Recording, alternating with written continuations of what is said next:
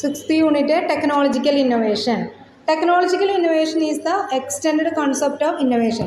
Innovation തന്നെ അതിൻ്റെ ഒരു എക്സ്റ്റെൻഡ് ഫോമാണ് ടെക്നോളജിക്കൽ ഇന്നോവേഷൻ. നമ്മൾ ഇന്നോവേഷൻ കൊണ്ടുവരുമ്പോൾ അത് ടെക്നോളജിയിൽ മാത്രമല്ല എല്ലാ പ്രൊഡക്റ്റിലും അതിൻ്റെ ഇന്നോവേഷൻ ഉണ്ടാവും. മെയിനായിട്ട് ടെക്നോളജിയിൽ മാത്രം വരുന്ന ഇന്നോവേഷനെ കുറിച്ചിട്ടാണ് ഈ യൂണിറ്റിൽ നമ്മൾ മെയിനായിട്ട് ഡിസ്കസ് ചെയ്യുന്നത്. അപ്പോൾ innovation refers to the adding extra steps or developing new services and product in the marketplace or the public that fulfill unaddressed needs or solve problem that we are not in the past. അത് ഇതുവരെ നമ്മൾ solve ചെയ്യാത്ത പ്രോബ്ലംസും undressed ആയിട്ടുള്ള നീഡ്സും, അതായത് നമ്മുടെ പൂർത്തീകരിക്കാത്ത ആവശ്യങ്ങൾ, അതൊക്കെ solve ചെയ്യാൻ വേണ്ടി നമ്മൾ എക്സ്ട്രാ ഡെവലപ്പ് ചെയ്യുന്ന ഇതിനെയാണ് ഇന്നോവേഷൻ എന്നതുകൊണ്ട് മീൻ ചെയ്യുന്നത്. ഇനിയിപ്പോൾ ഡെഫിനിഷൻ നോക്കുകയാണെങ്കിൽ technological innovation is the technology innovation then give sense of working on technology for the sake of technology.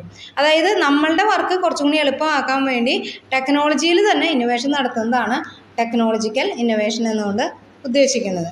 അതിൽ 8 സ്റ്റേജസ് ആണ് ടെക്നോളജിക്കൽ ഇന്നോവേഷൻ ചെയ്യുന്നതിൽ വരുന്നത്. ഒന്ന് basic research. Basic research phase of technology innovation process that only occurs in large companies, pharmaceutical, energy. അതായത് basic research എന്ന് പറഞ്ഞാൽ നമ്മൾ സാധാരണ എപ്പോഴും ഓരോ ആവശ്യങ്ങൾക്കനുസരിച്ച് നീഡ്സ് അനുസരിച്ച് അവർ റിസർച്ച് കണ്ടക്ട് ചെയ്യുന്നുണ്ടാവും. അതായത് ഫാർമസ്യൂട്ടിക്കൽ കമ്പനികൾ, എനർജി കമ്പനികൾ, ഇൻഫോർമേഷൻ ടെക്നോളജി, അവരെപ്പോഴും ടെക്നോളജി അപ്ഡേറ്റ് ചെയ്യാനുള്ള ടെക്നോളജികൾ പുതിയതായിട്ട് ഇങ്ങനെ കണ്ടുപിടിച്ചുകൊണ്ടിരിക്കും. അതാണ് ബേസിക് റിസർച്ച്. അത് ഏതെങ്കിലും ഒരു പെർട്ടിക്കുലർ ഫേമിന് വേണ്ടിയിട്ടോ അല്ലെങ്കിൽ ഒരു പെർട്ടിക്കുലർ പ്രൊഡക്റ്റിന് വേണ്ടിയിട്ടോ അല്ല ആ റിസർച്ച് നടത്തുന്നത്. അവർ നമുക്ക് എന്തൊക്കെ ഇപ്പോൾ പ്രോഗ്രാം ചെയ്യുമ്പോൾ എന്തൊക്കെ രീതിയിൽ പ്രോഗ്രാം ചെയ്യുമ്പോൾ ഡാറ്റ പ്രസൻറ്റ് ചെയ്യാനുള്ള പല വഴികൾ, അങ്ങനെയുള്ള കുറേ കാര്യങ്ങളെ കുറിച്ചിട്ടാണ് അവർ റിസർച്ച് നടത്തുന്നത്. ആ റിസർച്ച് നടത്തുന്നത് ബേസിക് ആയിട്ടുള്ള കുറേ കാര്യങ്ങളെ കുറിച്ചിട്ടുള്ള റിസർച്ചാണ് കണ്ടക്ട് ചെയ്യുന്നത്. അപ്ലൈഡ് റിസർച്ച് എന്ന് പറഞ്ഞാൽ when it detect some specific market need that represent opportunity to develop competitive advantage for the business. ആ ബേസിക് റിസർച്ച് കഴിഞ്ഞാൽ ബേസിക്കായിട്ട് നമുക്ക് എങ്ങനെയാണ് ഒരു പ്രോഗ്രാം ചെയ്യുമ്പോൾ അതിൽ പിക്ചേഴ്സ് ആഡ് ചെയ്യുക, ഇമേജസ് ഇംപ്ലിമെൻറ്റ് ചെയ്യുക, അത് 3 ഡയമെൻഷനായിട്ട് കാണിക്കുക, അങ്ങനെ കുറേ കാര്യങ്ങളാണ് അവർ റിസർച്ച് ചെയ്യുന്നത്. ആ റിസർച്ച് ചെയ്ത കാര്യങ്ങൾ നമ്മുടെ പ്രൊഡക്റ്റിൽ ഇംപ്ലിമെൻറ്റ് ചെയ്യുന്നതാണ് അപ്ലൈഡ് റിസർച്ച്. നമ്മൾ സോഫ്റ്റ്വെയറിൽ ഇൻഫോർമേഷൻ ടെക്നോളജിയിൽ ഒരു റിസർച്ച് അവർ കണ്ടക്ട് ചെയ്തു. അവർ ഇത് പ്രസൻറ്റ് ചെയ്യണതിനെ പറ്റിയിട്ടും അങ്ങനെയുള്ള ഒരു റിസർച്ച്, ഒരു തീം പ്രസൻറ്റ് ചെയ്യാം, അതിൻ്റെ ഡിഫറെൻ്റ് ആയിട്ടുള്ള വിഷ്വൽസ് കാണിക്കുക, അതിനെക്കുറിച്ച് റിസർച്ച് പ്രോഗ്രാം ചെയ്യുന്ന ആൾക്കാരെ റിസർച്ച് ചെയ്തു. ആ റിസർച്ച് നമ്മുടെ TV പ്രോഗ്രാമിൻ്റെ ഉള്ളിൽ ഇംപ്ലിമെൻറ്റ് ചെയ്യുന്നതാണ് അപ്ലൈഡ് റിസർച്ച്. അത് TV മാത്രമല്ല, പിന്നെ അതുപോലെ തന്നെ എഡ്യൂക്കേഷൻ ടെക്നോളജിയിൽ എല്ലായിടത്തും അത് ഇംപ്ലിമെൻറ്റ് ചെയ്യുക. അത് ഇംപ്ലിമെൻറ്റ് ചെയ്യുമ്പോൾ അത് അപ്ലൈഡ് റിസർച്ചായിട്ട് മാറി. When it detect some specific market needs opportunity develop sustainable competitive advantage for the business. അത് നമുക്ക് പ്രത്യേകിച്ച് ഒരു അഡ്വാൻറ്റേജസ് നമുക്ക് തരികയാണ്. അതാണ് എന്തെന്ന് പറയുന്നത് അപ്ലൈഡ് റിസർച്ച് എന്ന് പറയുന്നത്.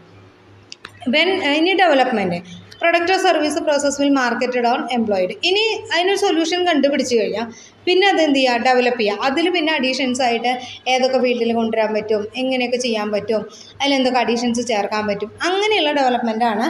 പിന്നെ ഡിസൈൻ തിങ്കിങ്, ഇൻട്രാക്ട് ചെയ്യാനായിട്ട് ആ ഇന്നോവേറ്റീവ് പ്രൊഡക്റ്റുമായിട്ട് നമുക്ക് എങ്ങനെ ഇൻട്രാക്ട് ചെയ്യാൻ പറ്റും, എന്തൊക്കെ അഡീഷണലായിട്ട് നമുക്ക് ചേർക്കാൻ പറ്റും, അതൊക്കെയാണ് നമ്മൾ പിന്നീട് ചെയ്യുന്നത്. അത് സ്ക്രം വിച്ച് പ്രൊമോട്ട് സ്മോൾ ഐറ്ററേഷൻസ്. അതിലെന്ത് ചെയ്യും, റിപ്പീറ്റ് ചെയ്യുമ്പോൾ ചില മാറ്റങ്ങൾ വരുത്തിയിട്ട് നമുക്ക് എന്ത് ചെയ്യാം, അതിൽ പുതിയ ഇംപ്ലിമെൻറ്റേഷൻസ് നമുക്ക് വരുത്താനായിട്ട് പറ്റും. അപ്പോൾ അതാണ് പിന്നെ ചെയ്യുക. Next engineering. ദെൻ പ്രോട്ടോടൈപ്പാണ് scalable product or service that can be mass produce to meet the specific needs. എൻജിനീയറിങ്ങിൽ നമ്മൾ ചെയ്യുന്നത്, നമ്മൾ ഒരു ടൈപ്പ് ഓഫ് ടെക്നോളജി നമ്മൾ ഡെവലപ്പ് ചെയ്തിടണം. അത് സ്കേലബിൾ പ്രൊഡക്റ്റ്. നമ്മൾ ഇപ്പോൾ TV ആണെന്ന് വിചാരിക്കുക. TV നമ്മൾ ഒരു സൈസല്ല TV ഉണ്ടായിരിക്കുക, പല സൈസിൽ TV ഉണ്ടായിരിക്കും. അപ്പോൾ ഇങ്ങനെ പല സൈസിലേക്ക് അത് ഇംപ്ലിമെൻറ്റ് ചെയ്യുമ്പോൾ അതെങ്ങനെ ഇംപ്ലിമെൻറ്റ് ചെയ്യാൻ പറ്റും, അതാണ് എൻജിനീയറിങ്ങിൽ നമ്മൾ ചെയ്യുക. നമ്മളിപ്പോൾ ഒരു ചെറിയ സാധനത്തിൽ ചെയ്യുന്നതാകുമ്പോൾ ചിലപ്പോൾ നമ്മൾ കണ്ടുപിടിച്ചിട്ടുണ്ടാവാം, റിസർച്ചിൽ ചെയ്തിട്ടുണ്ടാവാം. അപ്പോൾ ആ ബേസിക് റിസർച്ചിൽ ചെയ്ത കാര്യം നമ്മൾ നമ്മുടെ ടെക്നോളജിയിൽ ഇംപ്ലിമെൻറ്റ് ചെയ്യാൻ പറ്റുമോ എന്നുള്ളത് നമ്മൾ നോക്കി. അപ്പോൾ ആ സാധനം പിന്നെ എന്ത് ചെയ്യാൻ പറ്റും, അത് നമുക്ക് നമ്മുടേതായിട്ടുള്ള ഡിഫറെൻറ്റ് ടൈപ്സ് ഓഫ് പ്രൊഡക്റ്റ്, അതായത് TV തന്നെ പല സൈസ്, അതിലെങ്ങനെ ഇംപ്ലിമെൻറ്റ് ചെയ്യും, അതാണ് എൻജിനീയറിങ്ങിൽ ചെയ്യുന്നത്. ഇനി മാനുഫാക്ചർ, പിന്നെ ഫൈനൽ കസ്റ്റമർക്ക് വേണ്ടിയിട്ട് നമ്മളത് എങ്ങനെ മാനുഫാക്ചർ ചെയ്യും എന്നുള്ളതാണ് പിന്നെ ചെയ്യാം. പിന്നെ അത് മാർക്കറ്റ് ചെയ്യുക, ചെറിയ അഡ്ജസ്റ്റ്മെൻറ്റുകളൊക്കെ വരുത്തിയിട്ട് മാർക്കറ്റിന് സ്യൂട്ടബിൾ ആവുന്ന രീതിയിൽ, അതായത് നമ്മുടെ റേറ്റും കാര്യങ്ങളൊക്കെ സ്യൂട്ടബിൾ ആവുന്ന രീതിയിൽ അഡ്ജസ്റ്റ് ചെയ്യുകയാണ് ചെയ്യുക. പിന്നെ ചെയ്യുന്നത് പ്രൊമോഷൻ, അതായത് പിന്നെ അതിൽ വീണ്ടും അപ്ഡേഷൻസ് വരുത്തുകയാണ് ചെയ്യുക. പിന്നെ നമ്മൾ പ്രൊമോട്ട് ചെയ്യുക, അതിനെ വളർത്തി പല ഫീൽഡിലേക്ക് യൂസ് ചെയ്യുക. എജൈൽ മാർക്കറ്റിംഗ് എന്ന് പറയും. എജൈൽ മാർക്കറ്റിംഗ് എന്ന് പറഞ്ഞാൽ ഈ പ്രൊഡക്റ്റൊക്കെ പ്രൊഡ്യൂസ് ചെയ്യുന്ന ആൾക്കാർ ഒരു ടീമായിട്ട്, ഇപ്പോൾ നമ്മൾ ടെലിവിഷൻ സെറ്റ്സിൽ വന്ന ഒരു അപ്ഡേഷൻ ആണെങ്കിൽ ടെലിവിഷൻ സെറ്റ്സ് പ്രൊഡ്യൂസ് ചെയ്യുന്ന കമ്പനികളുടെ ഒരു ടീം, ഒരു റിസർച്ച് ടീമൊക്കെ കൂടി ചേർന്നിട്ട് അത് എങ്ങനെയൊക്കെ നമ്മുടെ ഇതിൽ ഇംപ്ലിമെൻറ്റ് ചെയ്യാൻ പറ്റും എന്നുള്ളതിനെ കുറിച്ചിട്ട് ഒരു പഠനം നടത്തിയിട്ട് എല്ലാവരും ഇംപ്ലിമെൻറ്റ് ചെയ്യും. ആ പുതിയ മോഡൽ ടെക്നോളജി എന്ന് വെച്ചാൽ എല്ലാവരും ഇംപ്ലിമെൻറ്റ് ചെയ്യും.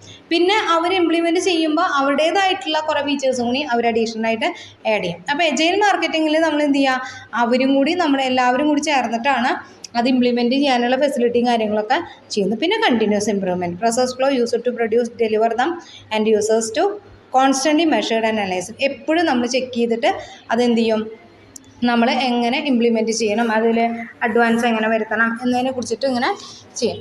കുറേ കഴിയുമ്പോഴാണ് എൻ്റെലി ഡിഫറെൻ്റ് ആയിട്ടുള്ള ഒരു പ്രൊഡക്റ്റ് മാർക്കറ്റിൽ ടെക്നോളജിക്കൽ ഇന്നോവേഷൻ വരുന്നത്. ഇപ്പോൾ നമ്മൾ കുറച്ച് കാലം മുന്നേ വരെ കീ ഫോണുകളാണ് യൂസ് ചെയ്തിരുന്നത്. നമ്മളിപ്പോൾ ഉപയോഗിക്കുന്ന കുറേ ഫീച്ചേഴ്സൊക്കെ അന്ന് ഉപയോഗിച്ചിരുന്നു.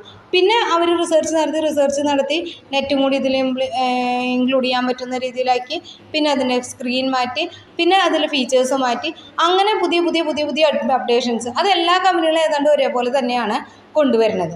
അപ്പോൾ അങ്ങനെ കൊണ്ടുവരികയാണ് ഇതിൽ ചെയ്യുന്നത്. അപ്പോൾ അതിൻ്റെ സ്റ്റെപ്പുകളാണ് നമ്മളിപ്പോൾ പറഞ്ഞത്. ഇനി അഡ്വാൻറ്റേജസ് ഓഫ് ടെക്നോളജിക്കൽ ഇന്നോവേഷൻസ്, അതായത് മെയിനായിട്ട് ഇതിൽ പറയുന്നത് ആ 8 സ്റ്റേജസ് ആണ് മെയിനായിട്ട് പറയുന്നത്. ആ 8 സ്റ്റേജസ് ഡീറ്റെയിൽ ആയിട്ട് നമുക്ക് മെയിനായിട്ട് നോക്കാനുള്ള ഭാഗമാണ് ടെക്നോളജിക്കൽ ഇന്നോവേഷൻ പ്രോസസ്സ് എന്ന് പറയുന്നത്.